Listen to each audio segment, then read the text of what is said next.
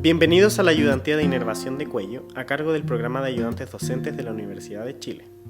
Los objetivos de esta clase son: analizar el recorrido de los últimos 4 pares craneales, analizar los componentes del plexo faríngeo y utilizar los conocimientos anatómicos en un contexto clínico. Inervación. Analizaremos los últimos 4 pares craneales. Nervio glosofaríngeo. Es un nervio mixto que tiene 4 componentes funcionales. Un componente motor que va a ir dirigido a los músculos de la faringe, el estilofaringio. Un componente parasimpático que va a llegar al ganglio óptico, dando inervación a la glándula parótida. Un componente sensorial que va a llegar al tercio posterior de la lengua, aportando el gusto. Y un componente sensitivo que aporta sensibilidad al tercio posterior de la lengua, al seno carotídeo, mucosa faríngea y al oído medio, a través del plexo timpánico. El nervio timpánico corresponde a su primera rama. Este penetra en el oído medio y forma el plexo timpánico, el cual contribuirá a la inervación sensitiva del oído medio y la tuba auditiva. De este plexo emerge el nervio petroso menor, quien contiene fibras parasimpáticas preganglionares para el ganglio óptico. El resto del nervio glosofaríngeo se dirige a la faringe, hacia el medial de la arteria carótida interna, y cuando se ubica entre el músculo constrictor superior y medio de la faringe, emite ramos hacia el plexo faríngeo. Finalmente, atraviesa el estilo gloso y el estilo faríngeo por medial, hasta llegar a la tonsila palatina, que también inerva, y el tercio posterior de la lengua, siendo esta su porción terminal. El plexo faríngeo está formado por el vago y el glosofaríngeo, que inerva la musculatura del velo del paladar, excepto el extensor del velo, que está inervado por el trigémino, y músculos de la faringe, excepto el estilofaringio, que está inervado por el glosofaringio. Nervio vago. También es un nervio mixto que contiene 4 componentes. Un componente motor, que inerva el músculo del velo del paladar, músculos de la laringe, y forma parte del plexo faringe en la faringe. Un componente parasimpático para la faringe, laringe y tubo digestivo. Un componente sensorial que da el gusto en la región de la epiglotis y bayécula. Y un componente sensitivo de faringe, laringe, cuerpos carotídeos y ramos viscerales de tórax y abdomen. Los ramos en el cuello van a ser nervios faringios, que se reúnen con los ramos faringios del nervio glosofaringio y del simpático. Ramos vasculares para vasos carotídeos.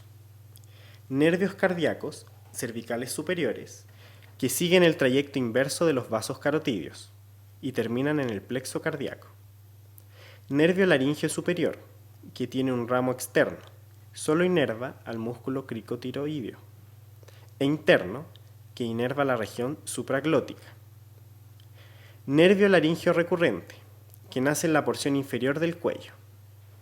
El derecho rodea la arteria subclavia derecha, mientras que el izquierdo se origina en el borde inferior del arco aórtico.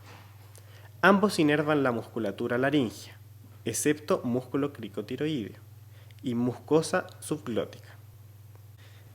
En cuanto a la evaluación clínica de estos 2 pares craneales, el plexo faríngeo se prueba mediante el reflejo nauseoso, estimulando la porción posterior de la lengua o el velo palatino, produciéndose inmediatamente una contracción del velo palatino, coloquialmente denominada arcada. El componente aferente, principalmente dado por el nervio glosofaríngeo, y la vía eferente por medio del plexo faríngeo, esencialmente nervio vago. Cuando hay una lesión, el paciente contrae el velo palatino, manifestándose una desviación de la úvula hacia el lado sano. Otra manera es analizando la fonación del paciente, la calidad de la voz, debido a una posible parálisis de la cuerda vocal con una voz bitonal o imposibilidad de emitir sonidos agudos.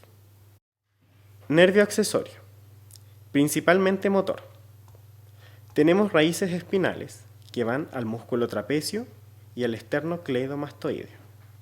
van profundo al esternocleidomastoideo y se profundiza luego en el trapecio. Raíz craneal, que se une al nervio vago, y después juntos cruzan al triángulo posterior del cuello, para contribuir en las fibras que inervan a los músculos de la laringe. En cuanto a la evaluación clínica de este par, al ser un nervio motor puro que inerva el músculo esternocleidomastoideo y trapecio, puede conducir a una parálisis del músculo trapecio ipsilateral, con la consiguiente caída del hombro, dificultad para elevarlo y de realizar la acción de rotación contralateral del músculo esternocleidomastoideo. Nervio hipogloso, exclusivamente motor, inerva los músculos extrínsecos e intrínsecos de la lengua, excepto el palato gloso. Emerge por debajo del borde inferior del vientre posterior del músculo digástrico y estiloioideo e ingresa al triángulo submandibular, al que cruza de lateral a medial, ubicándose detrás de la glándula submandibular, delante de la cara anterior del músculo hiogloso sobre el que se apoya, en dirección inferior al nervio lingual y acompañado por la vena lingual. Luego pasa al piso de la boca, donde se ubica debajo del conducto submandibular, pasando entre músculo miloioideo y geniogloso para alcanzar la punta de la lengua. A nivel del borde inferior del músculo hiogloso se divide en sus ramos terminales.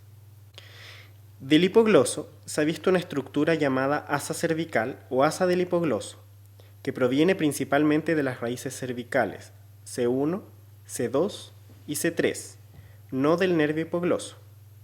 Y hay una raíz superior que va a ir junto al hipogloso y continúa hacia anterior para inervar los músculos infraioideos y algunos supraioideos. El plexo cervical está formado por las raíces C1, C2, C3 y C4.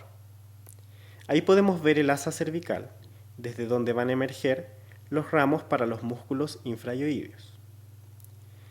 Aquí tenemos el nervio supraclavicular y uno muy importante que es el nervio frénico, proveniente de C3, C4 y a veces C5, que va a dar la inervación del diafragma y que se apoya directamente sobre el escaleno anterior. También encontramos ramos frénicos que van a inervar la piel del cuello. Entonces tenemos ramos para los músculos prevertebrales, el asa cervical y además los nervios cervical menor, auricular mayor, transverso del cuello, supraclavicular y el nervio frénico. En cuanto a la evaluación clínica de este nervio, se hace que el paciente saque la lengua y en caso de que haya lesión, la lengua se desvía hacia el lado enfermo. Mucho éxito.